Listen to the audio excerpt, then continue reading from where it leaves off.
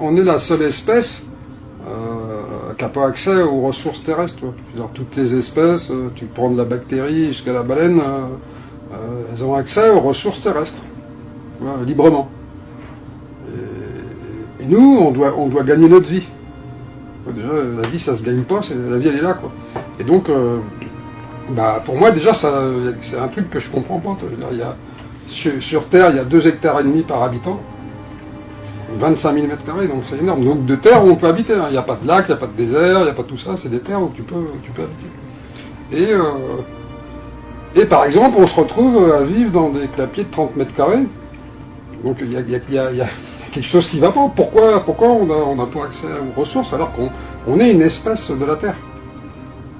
Donc, et moi, tu vois, tout ça, je l'ai analysé très tôt et je comprends pas, quoi.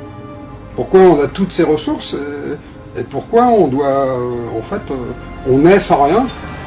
Donc comme on naît sans un bout de terre, on naît sans aucune ressource.